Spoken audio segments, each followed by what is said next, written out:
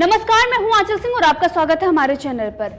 भारत ने चाइना को एक और बड़ा झटका दिया है। जिस तरीके से चाइना के ऐप हो या फिर जो ठेके रद्द हो रहे थे, अब भारत ने 24 वंदे भारत यानी कि सेमी हाई स्पीड ट्रेनों के निर्माण से चीनी कंपनियों को बाहर कर दिया है। यानी कि जो ठेके दिए थे वो रद्द कर दिए गए हैं। तो ये चाइना के लिए जोरदार झटका है। जिस तरीके से भारत सरकार नए नियम लागू कर रही है, चाहे वो एफडीआई में हो या फिर कंपनियों को लेकर जो निवेश, जिस तरीके से चाइना विस्तारवादी नीति के तहत इस कोरोना काल में भी निवेश बढ़ा रहा था और उस पर लेकर भारत ने कई प्रतिबंध भी लगाए हैं।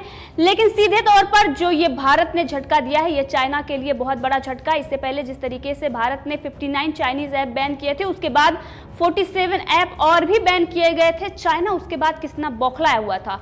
उसके साथ ही कई ऐसे ठेके थे जो रद्द किए गए हैं। लेकिन ये जो सेमी हाई स्पीड ट्रेनों के निर्माण के लिए जो कंपनियां बाहर की गई हैं, ये 24 वंदे भारत जो ट्रेन का ये ठेका रद्द किया गया है, जाहिर सी बात है इस पर चाइना की बौखलाहट सामने आएगी। तो जिस तरीके से चाइना और भारत का विवाद चल रहा है और उसके बाद भारत अलग अलग तरीकों से चाइना को सबक सिखा रहा है, चाहे वो आर्थिक रूप से हो या फिर सेना जिस तरीके से मकबूल जवाब दे रही है। अब चाइना को ये समझना होगा कि भारत वही भारत नहीं है जब वो भारत से कई समझौते करके, और उस समझौते को भारत के तरफ से तो लागू रहते थे लेकिन अपने तरफ से किस तरीके से उसको तोड़ते हुए अपनी विस्तारवादी नीति के तहत काम करता था। आज भारत अगर कोई भी उससे चाहे जो भी समझौता हो, उस समझौते के तहत काम नहीं करेगा तो भारत उसको उसी के भाषा में जवाब देगा। और इसीलिए भारत ने अब यह मन बना लिया है और ठान लिया है कि चाइना को उसी की भाषा में जवाब दिया जाएगा। तो आर्थिक रूप से चाइना को बहुत ही, यानी कि अरबों की चपत अब तक लग चुकी है। भारत ने जिस तरीके से स्वदेशी अभियान चलाया और उसके बाद पूरे भारत में चाइना का विरोध हो रहा था। चाइना के विरोध के बाद अब जो बड़े बड़े फैसले सरकार भी ले रही है, क्योंकि जनता जिस तरीके से जो चाइनीज प्रोडक्ट है उनका बहिष्कार कर रही है और साथ में सरकार भी वो उन ठेकों को रद्द कर रही है जो चाइना को मिल गए थे। और उसके साथ ही अगर बात करें तो भारत अब नए नए नियम भी लागू कर रही है, चाहे एफडीआई में बदलाव को लेकर। क्योंकि अगर देखें तो चाइना की जो विस्तारवादी नीति है और कोरोना काल में जब हर देश इससे निपटने के लिए और इससे लड़ रहा है, जूझ रहा है, उस वक्त वो अपनी विस्तारवादी और जो उसकी नीति है कि कैसे देशों पर कब्जा किया जाए और उसके तहत वो निवेश बढ़ा रहा था। और इसी को देखते हुए भारत भी अब इतना चालाक हो चुका है, क्योंकि बार बार जिस तरीके से चाइना अपनी विस्तारवादी नीति और जो घुसपैठ को बढ़ावा दे रहा था, बार बार वो उन समझौतों का भी उल्लंघन कर रहा था जो समझौते भूतपूर्व में किए गए थे। लेकिन अब भारत जिस तरीके से चाइना करेगा उसी की भाषा में और उसी तरीके से मकबूल जवाब दिया जाएगा। तो भारतीय रेलवे ने वंदे भारत प्रोजेक्ट के तहत हाई स्पीड ट्रेन के 44 सेट के लिए एक अंतरराष्ट्रीय निविदा जारी की थी। इस निविदा में चीन की कंपनियों ने भी टेंडर भरा था। अब रेलवे ने पूरी टेंडरिंग प्रक्रिया को रद्द कर दिया है। रेलवे जल्द ही दोबारा से नई निविदा जारी करेगा जिसमें किसी भी चीनी फर्म को भाग लेने की अनुमति नहीं होगी। मेक इन इंडिया प्रोजेक्ट के तहत इन हाई स्पीड ट्रेनों का निर्माण भारत में ही किया जाएगा। इसी के साथ आपको बता दें, वंदे भारत आप लोगों को पता होगा किस तरीके से जो वाराणसी और जम्मू कश्मीर के लिए जो ट्रेनें चलाई गई थी वो कितनी सुविधा से लैस है और पूरे भारत में इसकी खूबियों का बखान होता आ रहा है। लेकिन अब इसमें चीनी कंपनियों का भाग नहीं होगा। इससे पहले कई सवाल भी उठ रहे थे कि आखिर सरकार ऐसे ठेकों पर कार्रवाई क्यों नहीं कर रही है, सरकार उन ठेकों को रद्द क्यों नहीं कर रही है जो चाइना से किए गए हैं। यहाँ तक कि कई सारे जो विपक्षी दल थे वो सवाल भी उठा रहे थे कि मोदी सरकार आखिर इन पर फैसला क्यों नहीं ले रही है। लेकिन अगर देखें तो एक रणनीति के तहत मोदी सरकार जब से चाइना से विवाद हुआ है, एक एक ठेके रद्द कर रहे हैं और चाइना पर किस तरीके से अंकुश लगाया जाए वो कर रहे हैं। लेकिन ये करारा तमाचा उन लोगों के मुंह पर है जो इतने दिनों से सवाल उठा रहे थे और ये कह रहे थे कि मोदी सरकार कोई भी कार्रवाई चाइना पर नहीं कर पा रही। यहां तक कि राहुल गांधी ने यह कहा कि प्रधानमंत्री नरेंद्र मोदी ने चाइना का नाम नहीं लिया। तो अब इससे यह दिखाई दे रहा है कि नाम लेने से ज्यादा जरूरी है कि चाइना को सबक सिखाया जाए और जो 70 सालों में नहीं हुआ वो अब मोदी सरकार कर रही है। और अब चाइना को अच्छे से सबक भारत की जनता के साथ साथ सरकार भी सिखा रही है। यही अगर 70 सालों में हो गया होता, क्योंकि अगर देखें तो 1962 में जिस तरीके से जो चाइना के तरफ से धोखा मिला था उसके बाद ही भारत को संभल जाना था और उसके बाद चाइना को हर तरीके से पटकनी देनी थी। लेकिन कुछ ऐसी चीजें रही हैं 70 सालों में जो उससे पहले, अगर हम देखें 62 के युद्ध के पहले 1956 से हिंदी चीनी भाई भाई, और उसके बाद इतना बड़ा धोखा मिला। उसके बाद भी कांग्रेस पता नहीं ऐसे क्या समझौते थे, ऐसी क्या मजबूरी थी कांग्रेस की कि वो चाइना के साथ अपना गठबंधन, जो उसका गठजोड़ था, वो बनाकर 2014 तक उसको कायम रखा।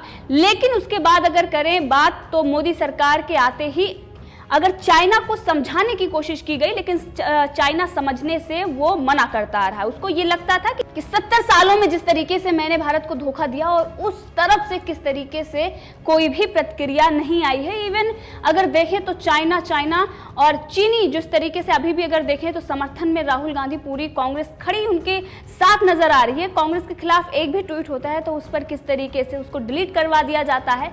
और जो समझौते इन्होंने 2008 में किए हैं और उससे पहले भी कई इनके समझौते रहे होंगे, उसी के तहत पूरी कांग्रेस चल रही थी। और कम्युनिस्टों की अगर बात करें तो ये दिखाई देता है कि किस तरीके से पूरे भारत में चाइना की तरफ से एक आतंकवादियों को ट्रेनिंग दी जाती है। लेकिन अब भारत इन जो जेएनयू जैसे इंस्टीट्यूट में जिस तरीके से चाइना से जो समझौते किए गए हैं उन पर भी अब नकेल कसी जाएगी और इन कम्युनिस्टों पर भी अब सरकार कार्रवाई करेगी जो इस तरीके की गतिविधियों में लिप्त मिलेंगे। तो अब भारत ने वीजा को लेकर भी नया नियम लागू करने की पूरी तैयारी कर ली है और वीजा को लेकर अब नया नियम लागू होगा। एक अधिकारी ने बताया है कि रक्षा मंत्रालय ने अब चाइना और पाकिस्तान से जो वीजा लेगा उस पर नियम सख्त कर दिए हैं। यहां तक कि जो कॉलेज हैं, जो विश्वविद्यालय हैं, उनको लेकर कि किस तरीके से अगर देखें तो बहुत ही काफी समय से एक तरीके से चाइना जो जासूसों को भेजता आ रहा है। अगर अभी हम देखें तो एक हवाले कितना बड़ा हवाला था जिसका भांडाफोड़ हुआ है और उसमें चाइना लिफ्ट था। तो इन सब चीजों को देखते हुए अब भारत सरकार ने नए नए नियम लगाने शुरू कर दिए हैं ताकि चाइना पर नकेल कसी जा रख सके और उसके मंसूबों को पानी फेरा जा सके। तो भारत ने चीन को चौतरफा घेरने की तैयारी कर ली है। अब चीन को हर खाने में मात देने का रूपरेखा भारत सरकार ने तैयार कर लिया है। अब चाइना इस तरीके से तरसेगा क्योंकि अगर देखें तो सबसे बड़ा मार्केट भारत था और अब भारत ने ही उसके खिलाफ युद्ध छेड़ दिया है आर्थिक तौर पर। जिस तरीके से वो विस्तारवादी नीति के तहत भारत को नुकसान पहुंचाने के लिए सोचता था, अब वो भविष्य में कभी भी नहीं सोच पाएगा क्योंकि उसे पता है कि भारत ऐसा देश है जो चाइना को बर्बाद कर देगा। वहीं पर ताइवान जैसा देश जो चाइना के विरोध में खड़ा हुआ था और आज वो भारत के साथ मिलकर चाइना को मात दे रहा है। और दक्षिण चीन सागर में अगर देखें तो जो क्वाड है उससे चाइना कितना घबराता है और अगर ये सारे देश मिलकर चाइना के खिलाफ अगर उन्होंने कार्रवाई करनी शुरू कर दी, क्योंकि जो उसकी विस्तारवादी नीति है उसमें वो बाज नहीं आ रहा उससे, और अब ऐसा लगता है कि चाइना को मुंहतोड़ जवाब देने का समय आ गया है। इसीलिए पहले आर्थिक तौर पर सारे देश जुटकर चाइना को मात दे रहे हैं और उसके बाद अगर इसके बाद भी चाइना बाज नहीं आता है तो चाइना पर कार्रवाई की जाएगी। तो भारत ने चीन के खिलाफ एक और बड़ा कदम उठा दिया है। 44 वंदे भारत ट्रेन का जो ठेका था वो रद्द कर दिया गया है और इसके साथ ही एक और बड़ा कदम उठाने जा रहा है वीजा को लेकर। तो अब भारत चीन वीजा को लेकर एक्स्ट्रा जांच और स्थानीय विश्वविद्यालयों के साथ वीजिंग कनेक्शन की जांच कर रहा है, यानी कि जो उसका कनेक्शन है वो क्या कनेक्शन है, आखिर जो विश्वविद्यालय हैं आखिर चाइना उनको किस तरीके से पोषित करता है। अगर हम देखें तो भारत में कई ऐसी गतिविधियां हुई हैं जिसमें चाइना का सीधे तौर पर हाथ रहा है या फिर पीएफआई का रहा है। और अगर देखें तो चाइना इन आतंकवादियों को किस तरीके से पनपाता है इसका खुलासा तभी हो गया था जब वो पाकिस्तान को फंडिंग कर रहा था और वहीं पर म्यांमार में जिस तरीके से आतंकवादियों को भारत के खिलाफ खड़ा कर रहा था। इन सब के चलते अब भारत इन सब चीजों की जांच कर रहा है और वहीं पर भारत अब चीन को उसी की भाषा में जवाब देने के लिए उसको चौतरफा घेर रहा है। और इसी के साथ अगर आपको बताएं तो वरिष्ठ अधिकारी ने बताया है कि रक्षा मंत्रालय ने यह फैसला लिया है कि चीनी व्यापारियों, शिक्षाविदों, उद्योग विशेषज्ञों और वकालत समूहों के लिए वीजा को पूर्व सुरक्षा मंजूरी की आवश्यकता होगी। यानी कि अब कोई भी जो जासूसी के लिए भारत में आते थे, जो अपनी विचारधारा के लिए किस तरीके से जो हमारे छात्र हैं उनको उकसाते थे और बड़े बड़े गतिविधियों को अंजाम देते थे, अब उन सब गतिविधियों पर नकेल कसी जाएगी। और अब भारत ने चाइना को पूरी तरीके से तोड़ने की रणनीति बना ली है। चाहे उसके देश में अगर देखें, चाइना जिस तरीके से हांगकांग और ताइवान को लेकर वो काफी लंबे समय से इस बात से डरा हुआ था कि कहीं अब ताइवान को भारत का समर्थन ना मिल जाए और उसके बाद वही हुआ, भारत ने उसको मान्यता दी और उसके बाद राजनयिक जो संबंध हुए हैं भारत और ताइवान के, और ताइवान अगर इस वक्त बात करें तो वो चाइना से हर जुड़ी खबर भारत को दे रहा है। और इसीलिए भारत अब एक नई रणनीति के तहत, क्योंकि जो 70 सालों में हुआ वो काफी कुछ पुराना था और उसमें जो सरकारें थी वो चाइना के ही पक्ष में थी, उनको कहीं ना कहीं समर्थन कर रही थी, लेकिन अभी जो रणनीति बन रही है वो सीधे तौर पर चाइना को तोड़ने की है, क्योंकि जो चाइना वो आर्थिक तौर पर अपने आप को, पूरे